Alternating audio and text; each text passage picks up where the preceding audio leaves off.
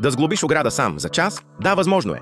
Представяме VVPC коекструзионна ограда, решение, което ще преобрази вашето пространство. Започваме с анкерната планка, основата за стабилност. Закрепваме я здраво към бетона с 4 анкера. Следва поставяне на алуминиевия стълб, който ще поддържа цялата конструкция. Ред е на монтажната планка, която се захваща за основния алуминиев кол. Нея поставяме в монтажения профил, който нивелираме прецизно и закрепваме здраво.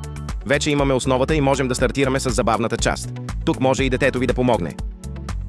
Започваме с поставянето на дъските. Те се приплъзват една в друга, благодарение на специалните жлебове, което прави монтажа бърз и лесен.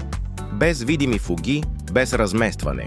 Ако желаете все пак да има отстояние между дъските, имаме специални дистанционери, които правят фуга от 2 см.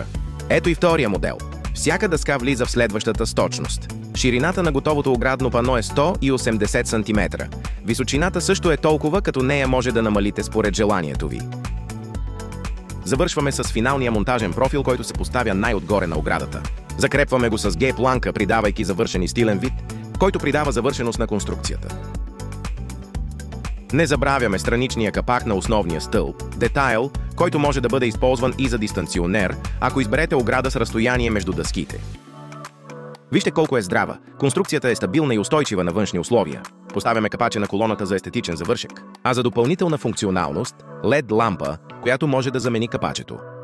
Готово! Вашата нова VPC коекструзионна ограда е не само стилна, но и изключително здрава и лесна за поддръжка. С цена между 130 и 140 лева за квадратен метър, това е инвестиция, която си заслужава. Всеки двор е различен, затова правим и офертите по мярка. Чакаме твоето запитване и ще ти дадем най-доброто решение и цена.